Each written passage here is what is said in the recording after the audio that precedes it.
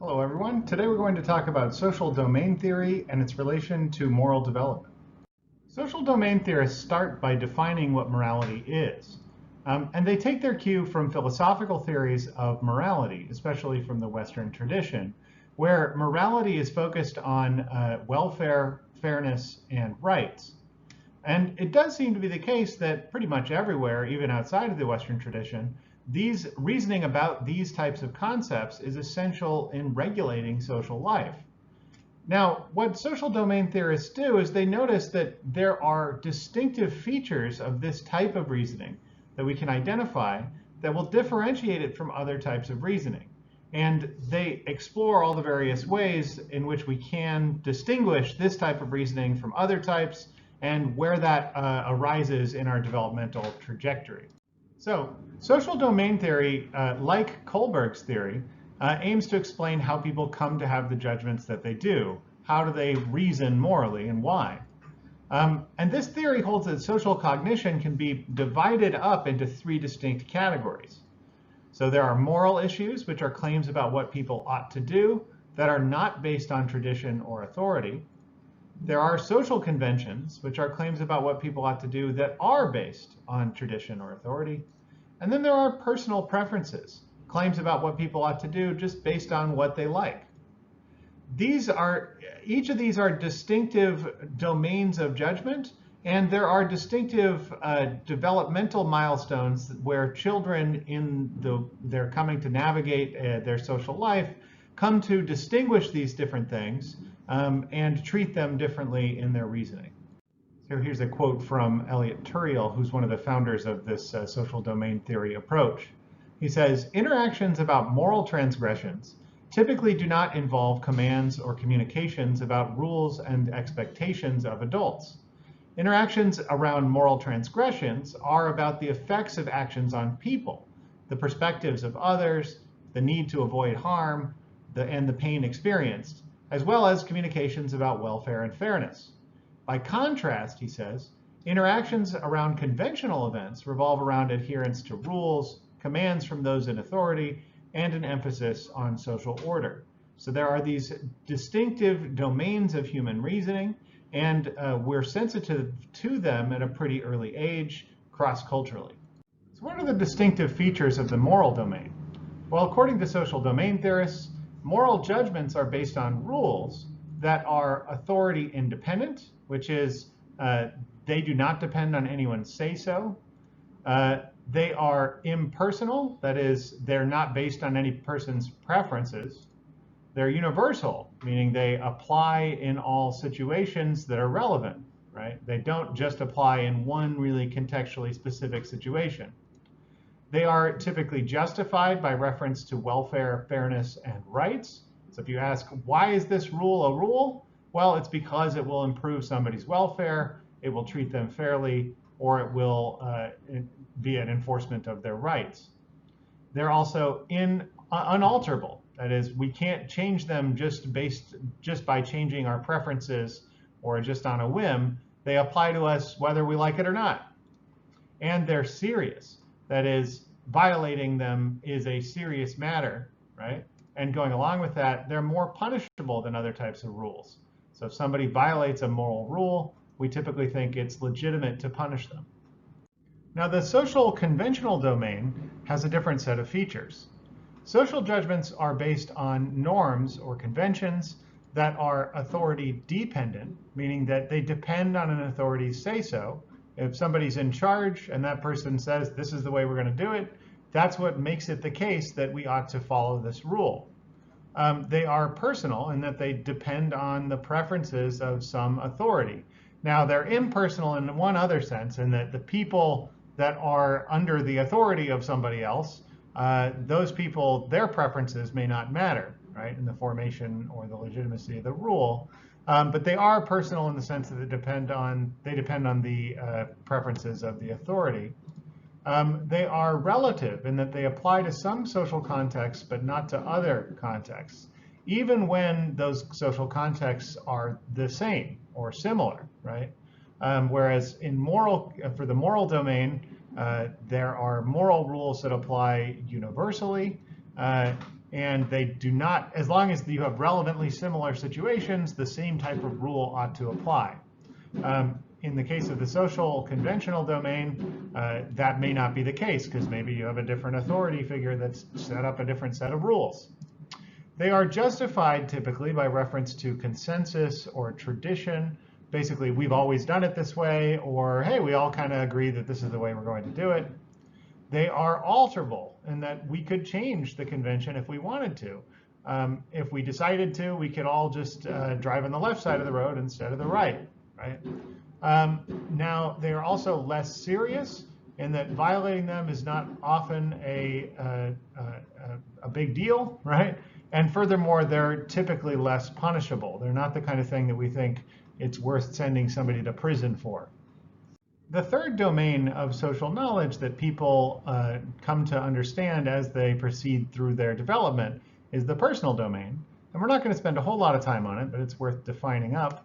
So judgments about personal preferences are authority dependent. They're relative to a given person's desires. They are justified by a person's personal experience, right? And they're alterable. We can change them if we want to. And they typically only affect a single actor, right? They only affect the person and not anybody else. They are typically inconsequential. They're not serious. And they are often thought to be outside the realm of social convention or moral concern. And here are just a few examples of moral, social, and personal rules. Hopefully you can get the distinction here. Now, one important feature of social domain theory is that it is cross-cultural. So social domain theorists have conducted cross-cultural studies that seem to demonstrate that these distinctions occur reliably across different cultures. It's not just that this is a set of domains that only Americans recognize, for example. And you might wonder then, there are large differences between different cultures. Why is it that people across all these cultures seem to draw these distinctions, seem to identify moral rules as distinct from mere conventions, as distinct from personal preferences? Well, there are a couple possible answers for this. One possibility is that it's genetic. That is, maybe these distinctions are innate. They come to us or they're built into our brains in advance of experience. Another possible answer is that they are environmental. That is, children in every culture maybe learn the same distinctions in virtue of getting the same kinds of experiences. We'll explore a view like the first one, like the genetics one, a little bit later in this class. But social domain theorists take more or less this second answer. So social domain theory says that these distinctions are constructed in efforts to make sense of experiences, social rules, roles of authorities, social institutions, and cultural practices. And children across cultures basically have to deal with the same questions of harm, benefits, fairness, equality, and the adjudication of disagreements and conflicts. And as a result, they come to understand these different these distinctions in different domains of social knowledge. And by the way, those quotes come from Turiel, another part of the supplementary reading that I gave for this lecture. Now, empirically validating these claims requires getting children to issue what are called criterion judgments about different vignettes. And these criterion judgments are theoretical criteria that are hypothesized to distinguish the different domains. So just the list of the differences between moral, social, and personal domains are the things that we're trying to test to see whether children at a given stage of development are sensitive to those distinctions, right? To those different features that moral, social, and personal rules tend to have. So children in this literature are given a vignette, and then they're asked to assess whether the rightness or the wrongness of the event depicted in the vignette is, for example, alterable. That is, suppose we give a child a vignette that has somebody violating a moral rule, like one child pushes another child, right? We would then ask, okay, is this wrong? And the child may say, yes, it's wrong, right? And then we can ask, okay, well, could we change the rule about pushing if we wanted to? And if a child says no, right, then they view this rule as unalterable. If a child said yes, then they would view this rule as alterable.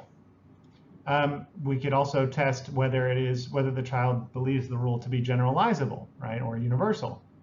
So we would ask, does this rule apply at home or just at school, right? If we change the context in which the rule is being applied, does the child still think the rule applies, right? Or is it still wrong? So again, if the child says, well, it's wrong at home and it's wrong at school, it's never okay to push somebody, that means that they interpret that rule as universal. We also can ask questions about authority, dependence, and independence. So if your teacher decided to change this rule, would it be right or wrong? And notice this is an important feature of moral rules, or it seems to be anyway, that a teacher cannot allow pushing in his or her classroom, right? And children at a pretty young age, we'll see, can distinguish these different domains of rules. The reading that I assigned for this lecture was an experiment that was performed by Judith Smetana. She's a psychologist working at the University of Rochester. She's one of the main proponents of social domain theory, and this is the citation for that reading that I gave you. It'll also appear at the end here. The basic motivation for this study was to show that Kohlberg was wrong about children's development. So Kohlberg argued that children were, as Smetana puts it, heteronymous with respect to rules.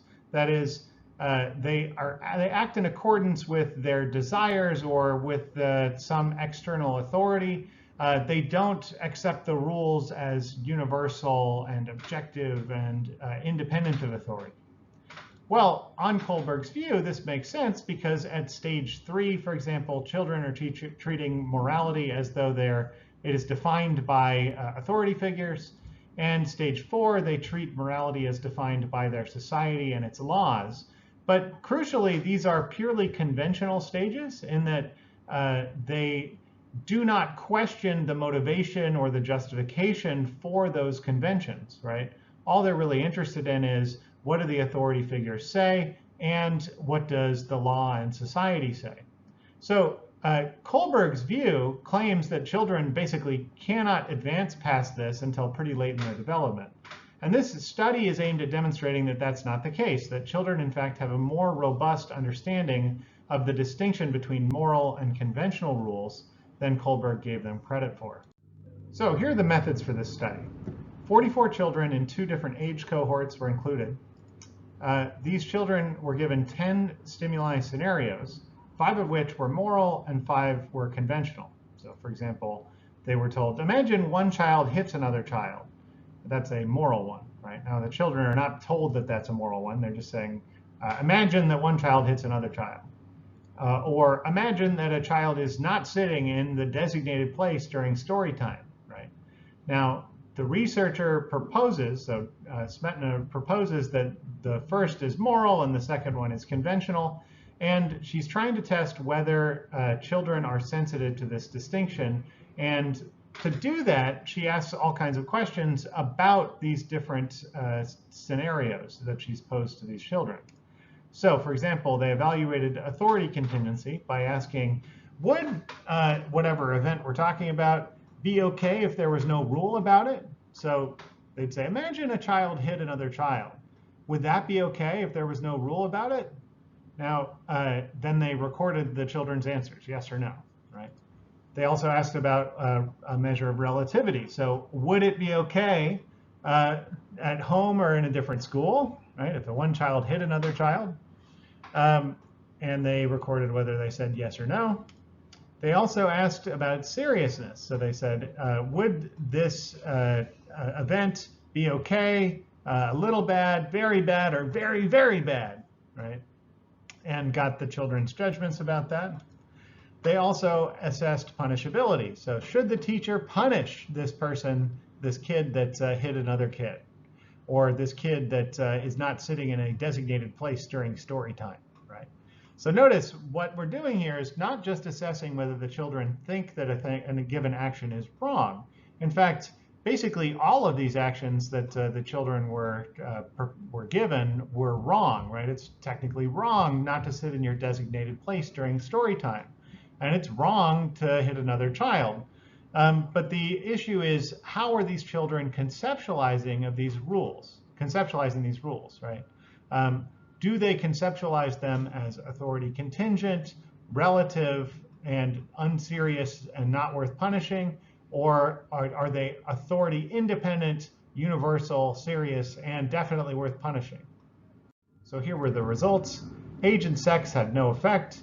Moral transgressions were evaluated as less authority contingent than conventional transgressions, which is what the social domain theorists would predict. They were evaluated as less relative than conventional transgressions. They were evaluated as more serious than conventional transgressions and more punishable than conventional transgressions. All of these are predictions were predictions that social domain theory would make. So items, for example, like hitting another child or throwing water on another child, shoving another child, each of those were treated as wrong, even in the absence of a rule against it, or whether it happened at home or at school. So it doesn't matter whether the teacher or the parent has a rule against doing any of these things are just wrong for you to do. And conversely, items like not saying grace before snack or not hanging one's coat in the designated place, those the children judged would be permissible in the absence of a rule. So if the rule in the classroom was when you come in, just throw your coat wherever, children thought that would be a perfectly fine rule. So let's situate these results in the context of Kohlberg's research. Kohlberg's theory implies that children would not be able to distinguish between moral and conventional rules until pretty late in their development, really not until high school. The reason for this is that people reasoning at stages 3 and 4 on Kohlberg's view just treat moral rules as equivalent to conventional ones, and he thought that almost nobody before adulthood really reasons at stages 5 and 6, which are the post-conventional levels. But Smetna's findings here demonstrate that children as young as 2.5 can distinguish moral rules from conventional ones.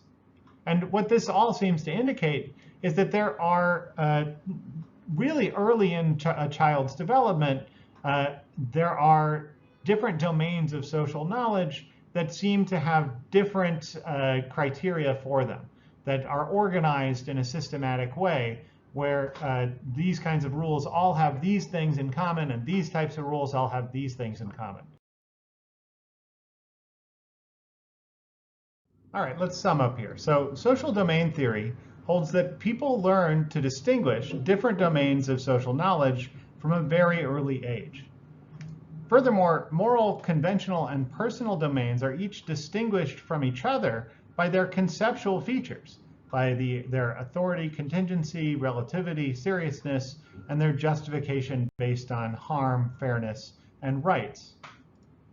Finally, Smetna's experiment here demonstrates that Kohlberg's theory of moral development was just too pessimistic about moral reasoning in children, and they're capable of quite a bit more than we might have expected.